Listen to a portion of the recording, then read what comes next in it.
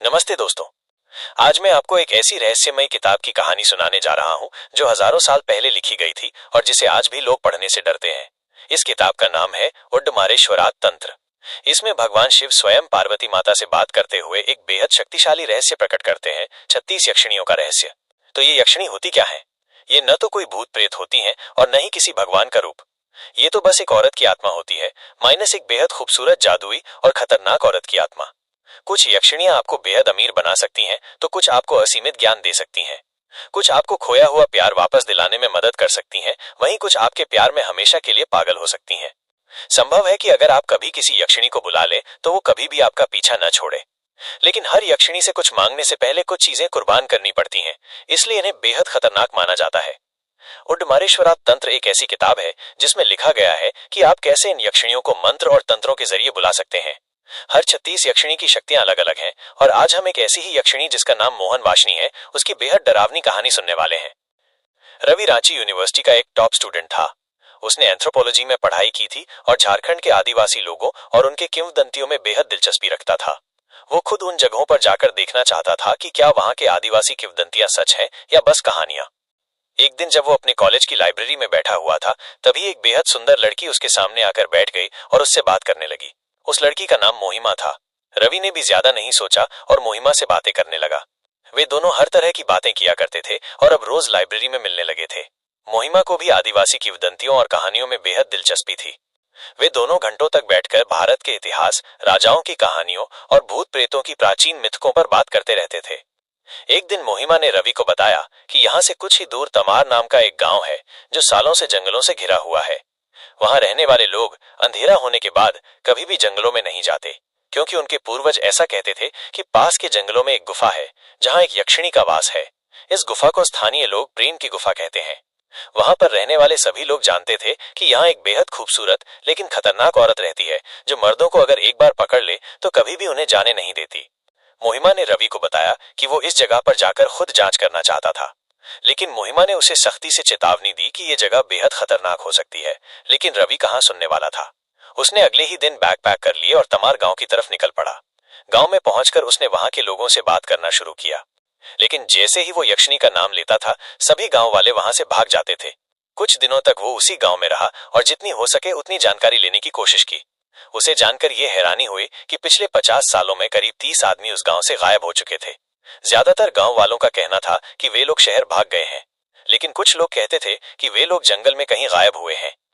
इसी बीच रवि को पता चला कि गांव के सरकारी स्कूल में एक लाइब्रेरी है जहां पर गांव के इतिहास के बारे में विस्तार से लिखा गया है। रवि तुरंत वहां पर गया और जांच पड़ताल करने लगा। घंटों की मेहनत के बाद उसे कई न्यूज़पेपर आर्टिकल्स मिले जिसमें उन्हीं लापता लोगों के बारे में लिखा हुआ था।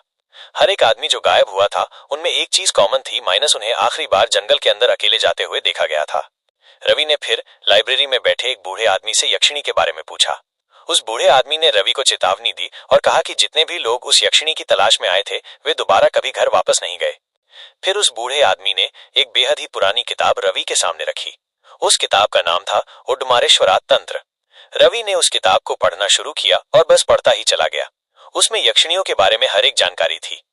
रवि को यह पता चला कि इस गांव में मोहन वाशनी का वास है जो सच्चे प्यार में गिराने का वरदान देती थी, लेकिन बदले में वो हमेशा के लिए तुम्हारे साथ रहती थी और अगर तुम उसे छोड़ने की कोशिश करते तो वो तुम्हारा दिल निकालकर अपने पास रख लेती। आंखों से उस यक्षिणी को देखना चाहता था। उस रात वो चुपचाप उड्डमारेश्वरात तंत्र की किताब लेकर जंगल में चला गया।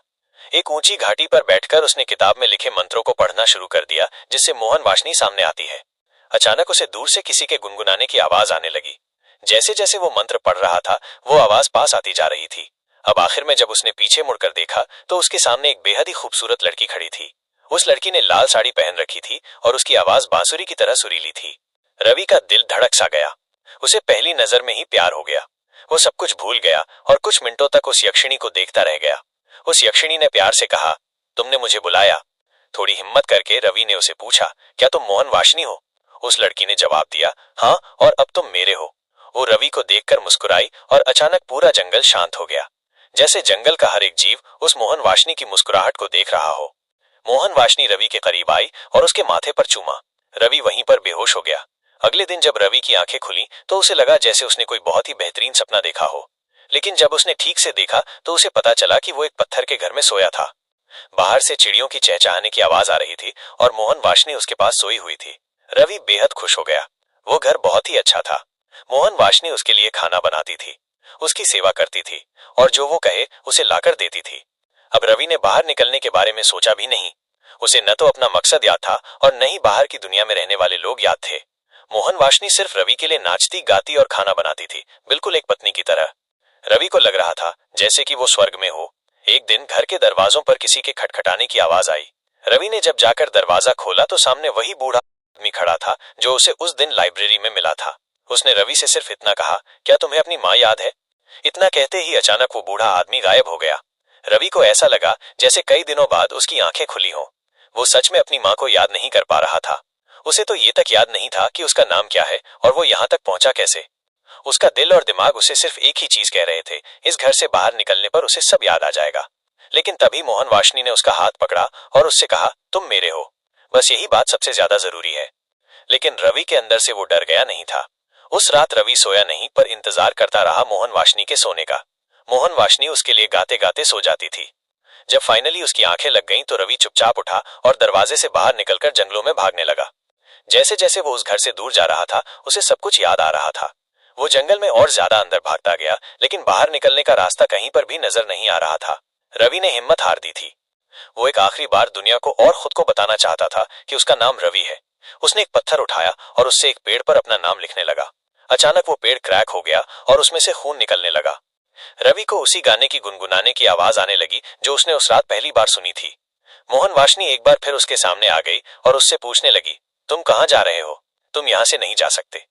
वो बेहद रो रही थी और कह रही थी कि वो रवि से बेहद प्यार करती है, लेकिन रवि को धीरे धीरे सब याद आ रहा था। उसे उड्डमारेश्वरा तंत्र की किताब याद आई जिसमें यह भी लिखा हुआ था कि मोहन वाशनी के वश से कैसे बाहर आया जा सकता है। किताब में लिखा हुआ था कि इस यक्षिणी की शक्तियां कम करने के लिए सबसे पहले तुम्हें प्यार का वो भ्रम तोड़ना होगा। रवि जोर से चिल्लाया, मैं तुमसे प्यार नहीं करता, कभी भी नहीं करता था। मोहन वाशनी की आवाज अचानक टूट गई। वो गुस्से से कांपने लगी और उसका भेष बदलने लगा। उसकी स्किन सफेद होने लगी और फिर उस पर दरारें पड़ने लगी। वो जोर से चिल्लाई, कोई मुझे छोड़कर नहीं जा सकता। अचानक पूरा जंगल धुएं से भर गया और रवि एक बार फिर बेहोश हो गया। अगले दिन रवि की आंखें रांची के एक अस्पताल में खुली। एक सर्च टीम ने रवि को जंगलों में बेहोश पाया था। रवि को पता चला कि वो करीब 21 दिनों से लापता था। उसके प्रोफेसर्स, माँ, घरवाले सब वहां पर थे। रवि को ऐसा लगा जैसे कोई भयानक सपना खत्म हुआ हो। उसके मन में शांति छा गई, ये सोचते हुए कि सब कुछ फाइनली खत्म हो गया है। कुछ महीनों के आराम के बाद रवि ने एक बार फिर कॉलेज जाना शुरू कर दिया। उसे दूसरे देशों से वहां जाकर रिसर्च करने के ऑफर भी आने लगे। सब कुछ ठीक हो गया था। एक दिन जब रवि लाइब्रेरी में बैठा हुआ था तब मोहिमा अचानक उसके पास आई और उससे पूछने लगी कि आखिर इतने महीनों तक वो कहाँ गायब था। रवि ने मोहिमा को पूरी कहानी बताई। मोहिमा ध्यान से उसकी बातें सुन रही थी और रवि को ऐसे देख रही थी जैसे कोई अपने बॉयफ्रेंड को देखता हो। मोहिमा ने धीरे से रवि से कहा, मैंने कहा था ना, कोई मुझे छोड़कर नहीं जा सकता। इतना कहकर मोहिमा वो गाना गुनगुनाने लगी जो मोहन वाशनी हर रात सोने से पहले रवि को सुनाया करती थी। रवि के रोंगटे खड़े हो गए, लेकिन वो चिल्ला भी नहीं पा रहा था। वो समझ गया कि मोहन वाशनी से पूरी तरह बच पाना नामुमकिन है। कुछ दिनों बाद खबर आई कि रवि अब नहीं रहा। कहा जाता है कि प्यार से बड़ी कोई और शक्ति नहीं है। शायद इसीलिए मोहन वाशनी को इतना शक्तिशाली बताया जाता है। अब याद रखिएगा, एक बार आपने अगर इस यक्षिणी से प्यार का वादा कर लिया तो वो कभी भी आपको नहीं छोड़ेगी। दोस्तों, अगर आपको यक्षिणी की और कहानियां सुननी है तो मुझे कमेंट सेक्शन में लिखकर जरूर बताना। अगर कमेंट ज्यादा होंगे तो मैं डेफिनेटली इसके और भी एपिसोड्स लेकर आऊंगा।